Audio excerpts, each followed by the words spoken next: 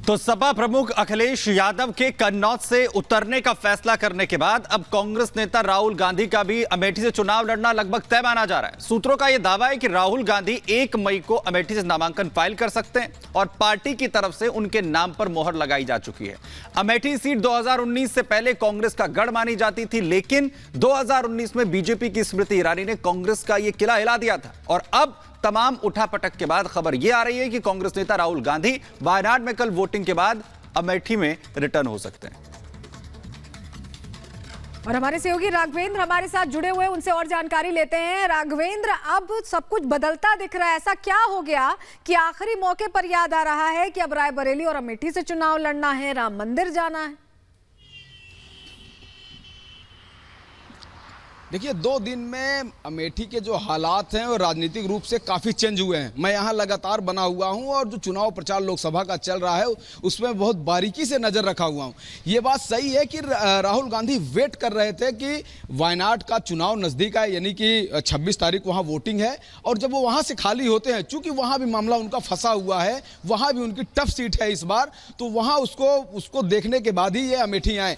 लेकिन लगातार यहाँ की जनता जो है वो कह रही थी कि गांधी परिवार ही यहां पर चुनाव लड़े, चूंकि यह कांग्रेस की परंपरागत सीट रही है और दूसरे के ऊपर स्वीकार नहीं। बीच में जो रॉबर्ट वाड्रा का जो बयान आ गया, उससे कांग्रेस ही असहज हो गई कि आखिर इस तरह का बयान आया कैसे। उन्होंने पूरी तरह से इच्छा जाहिर की कि अगर गांधी परिवार में अगर हमको मौका देती है तो हम अमेठी चुनाव लड़ सकते हैं। इन सबको देखते हुए पूरी तरह से कांग्रेस के शीर्ष नेतृत्व ने फैसला लिया है। सिर्फ अमेठी ही नहीं, रायबरेली में भी सूत्रों के हवाले से खबर है कि प्रियंका गांधी ताल ठोकेंगी रायबरेली से, और अमेठी से राहुल गांधी आने वाले हैं और जल्द ही वह लोग फैसला करेंगे कि किस दिन आना है। और रही बात जो राम मंदिर के दर्शन की बात है, कहीं न कहीं जो प्रचार में प्रधानमंत्री नरेंद्र मोदी ने जिस तरह से प्रचार किया है और इनका जो विरासत का जो कानून है, यानी कि जो चाहे कर्नाटक में एक मामला चल रहा है, बिल्कुल राघवेंद्र, और यही मामले हैं जिनको लेकर सियासी हलचल तेज हो रही है। इसी बीच एक और खबर दर्शकों को बता दें, सिर्फ 12 घंटे बाद कल दूसरे चरण का मतदान होना है। 13 राज्यों की 88 सीट पर वोट डाले जाएंगे। कल सुबह 7 बजे से 13 राज्यों में मतदान होगा। आप भी अपने घरों से निकलें, मतदान जरूर करें। 15 करोड़ 88 लाख मतदाता वोट डालने पहुंचेंगे और यह जानकारी मिल रही है असम, बिहार, छत्तीसगढ़, जम्मू कश्मीर, कर्नाटक, केरल, मध्य प्रदेश, महाराष्ट्र, राजस्थान, त्रिपुरा और उत्तर प्रदेश, पश्चिम बंगाल में पूरी तैयारियां कर ली गई हैं।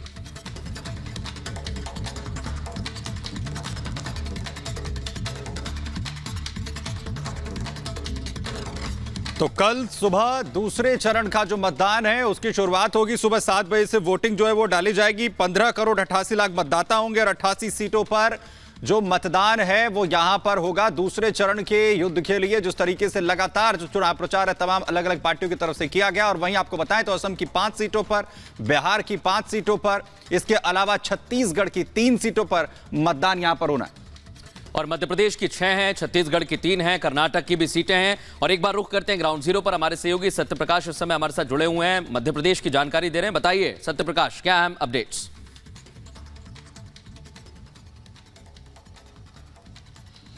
जी बिल्कुल, देखिए कुछ ही घंटों बाद यानी कि कल सुबह 7 बजे से मध्य प्रदेश की जो 6 सीटें हैं उसको लेकर भी वोटिंग होगी। सबसे इंटरेस्टिंग बात यह है कि इस 6 सीटों में सबसे बड़ा चेहरा अगर बात करें तो प्रदेश भाजपा अध्यक्ष बीडी शर्मा का है, लेकिन बीडी शर्मा के सामने मैदान पूरी तरह से खाली है, क्योंकि इंडी गठबंधन के तहत सपा कैंडिडेट को जो मौका मिला था चुनाव लड़ने का, मीरा यादव को, उनका नामांकन रद्द हो गया। इसके बाद से ऐसा लगता है कि खजुराहो में बीडी शर्मा खाली मैदान में गोल करने वाले। हालांकि उन्होंने मेहनत पूरी की है, क्योंकि उनका टारगेट ये कि ज्यादा से ज्यादा वोटों से वो जीत सके, क्योंकि अब जो बाकी कैंडिडेट है वो उतने मजबूत नहीं है। और अगर इन 6 सीटों में बात करते तो एक सतना सीट ऐसी है जिसपे कि मामला त्रिकोणीय है, क्योंकि वहां पर नारायण त्रिपाठी भी मैदान में उतर गए जो कि ब्राह्मण वोट काट सकते हैं। इसीलिए वहां पर थोड़ी सी बीजेपी को जो है तनाव है, टेंशन है। बाकी अगर बाकी 4 सीटों की बात करें तो बीजेपी प्लस में दिख रही है। जो माहौल है मजबूत दिखाई दे रही है वहां मध्य प्रदेश में। महाराष्ट्र का हाल जान लेते हैं, अमरावती में मौजूद है हमारी सहयोगी अनामिका सिंह। अनामिका, अमरावती में मुकाबला बहुत दिलचस्प है, महाराष्ट्र में किस तरह से आप सियासी रण में हलचल देख रही हैं? और देखिए जिस सीट पर मेरी मौजूदगी है, ये सीट महाराष्ट्र की हॉट सीट में गिनी जाती है। हालांकि बड़ी बात यह है कि ये जो एससी के लिए आरक्षित सीट है, इस सीट पर 28% जो दलित वोटर्स है वो यहाँ के प्रत्याशी के भाग्य का फैसला करते हैं। बड़ी बात यहाँ पर दरअसल ये कि ये सीट लंबे समय तक शिवसेना के कब्जे में रही, लेकिन इस बार उद्धव गुट की ओर से कोई प्रत्याशी यहाँ पर खड़ा नहीं किया गया, जबकि एकनाथ शिंदे की गुट से भी कोई प्रत्याशी यहाँ पर खड़ा नहीं किया गया।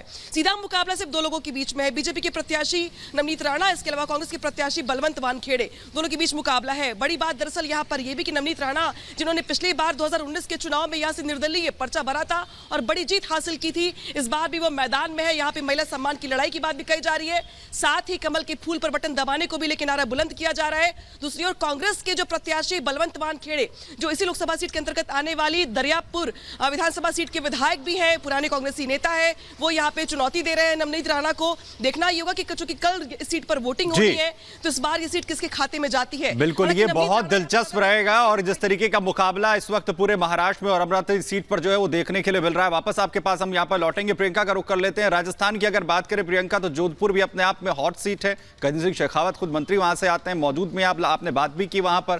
क्या माहौल जो है राजस्थान का देखने को मिल रहा है? बिल्कुल, देखिए अगर हम यहाँ पर राजस्थान की बात करें तो कुल मिलाकर 13 सीटों पर कल मतदान होना है और पिछली बार जो फर्स्ट फेज में चुनाव हुआ था उसमें वोट प्रतिशत 5% कम था।